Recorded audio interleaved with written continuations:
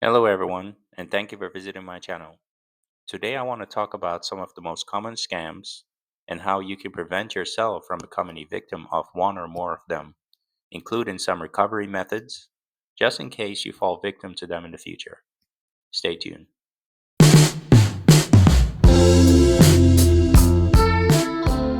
For decades, the Philippines has been marketed as a land of smiles, warmth, and opportunity, a place where expats can live cheaply, retire peacefully, and find companionship in beautiful, affectionate women.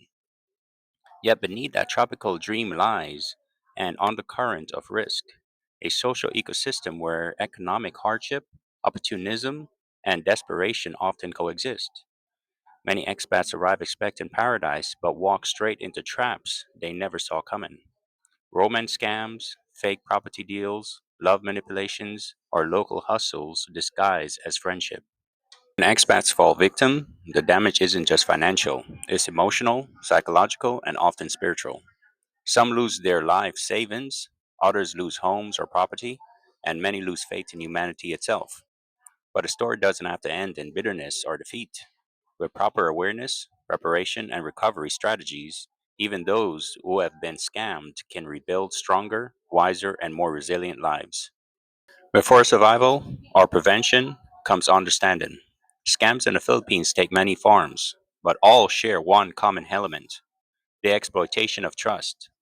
Whether through romance, friendship, or business, the scammer's goal is to establish emotional or social leverage before introducing the financial element.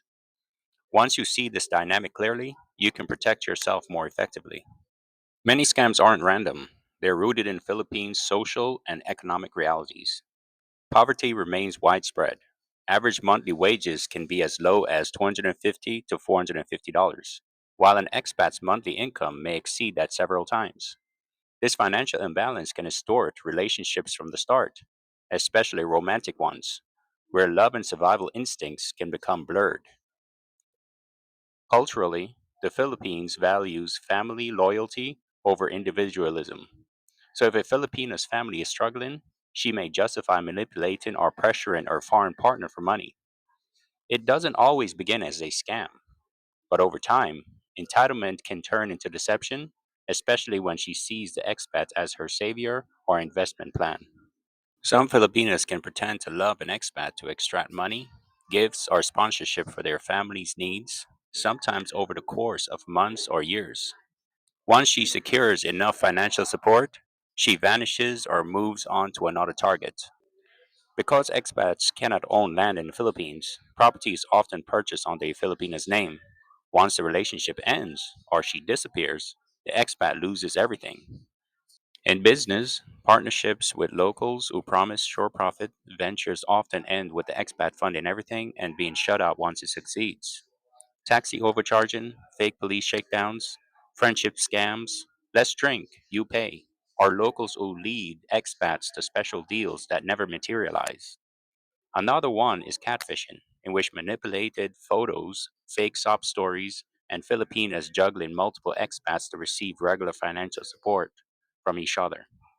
Loneliness and emotional need are some of the things scammers look for when they target expats. Many expats are divorced, widowed, or socially isolated when they go online or arrive in the Philippines. And a loving, affectionate Filipina can quickly break their guard. There are also the walk in wallet claim going around in the Philippines. Yes, locals do view expats as walk in wallets. Even their modest pension from their home country can seem like a fortune for most people in the Philippines. You see, Westerners can often mistake politeness and attention for genuine affection. They must be aware that they have limited rights to property in the Philippines, and that court cases usually don't go very far. Scammers know this. Many expats think they can spot a scam, which ironically blinds them to subtle manipulation. Just because someone seems like they won't scam you doesn't mean they won't. Understanding these dynamics is the first shield. Remember, prevention begins with awareness. Romance scams in the Philippines often follow a predictable pattern.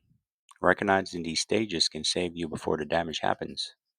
The scammer starts by creating a quick emotional bond, calling you my love, my future, or my king within days or weeks. They present themselves as caring, loyal, and different from other Filipinas. You're love bombed with affection, selfies, and promises of loyalty. The key manipulation tool here is flattery combined with vulnerability. She might share tragic stories, a sick parent, an absent father, a hard life, appealing to your protector instinct. This creates the emotional hook. Once trust is established, the small tests begin. She might ask for phone load, school help for a sibling, or emergency money for rent. It feels minor, and you rationalize it as helping your girlfriend. But each instant deepens the dependency cycle. Many expats tell themselves, it's just a few thousand pesos, not a big deal. Yet these small requests often escalate into routine expectations. Over time, you're no longer the boyfriend. You have become the financier. The scammer might introduce you to her family, or people posing as her family. They will convincingly play their roles, calling you kuya, which means big brother, or sir. This emotional act creates trust and pressures you to prove your sincerity by giving money. If you hesitate, she will see it as a lack of love. If you give in, she gains more control. When a scammer has drained enough resources from you and sees that you don't have much more to give, the relationship usually falls apart. She starts making up excuses like she's busy, needs space, or suddenly has family problems. Some vanish completely. Others stage breakups to move on to their next foreign target.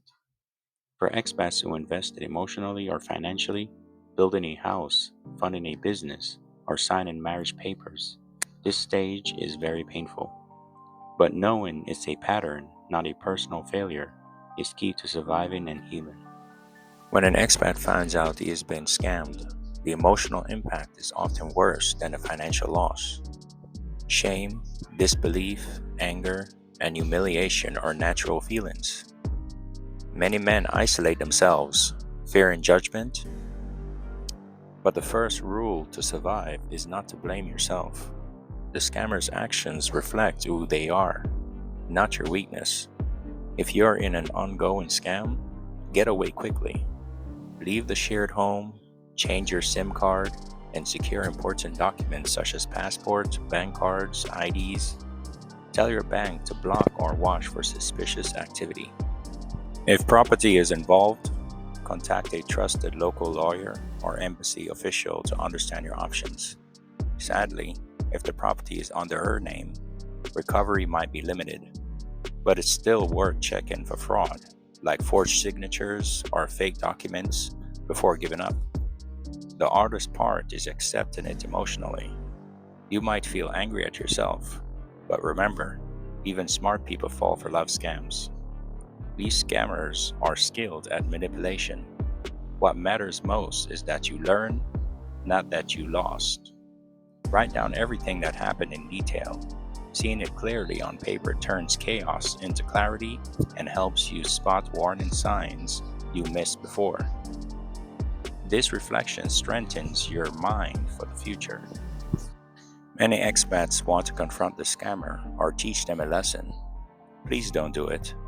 It's dangerous and usually pointless.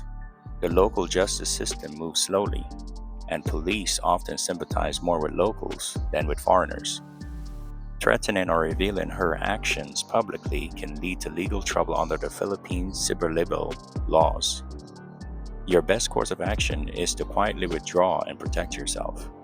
Survivors of romance scams often develop trust issues or depression. To heal, reconnect with healthy expat groups, hobbies, or travel. Exercise, join local sports teams, or volunteer. The Philippines offer many beautiful distractions if you're open again, but with emotional boundaries. The key to emotional survival is detachment without bitterness. You can still enjoy the Philippines without feeling defeated. Just learn from your mistakes so you can heal and bounce back stronger than before. Alright, guys, that is all for today's show. Stay tuned for part 2 next. If you have any questions or comments, please feel free to share them in the comments section below. Thank you all for watching. Until next time, have a good day.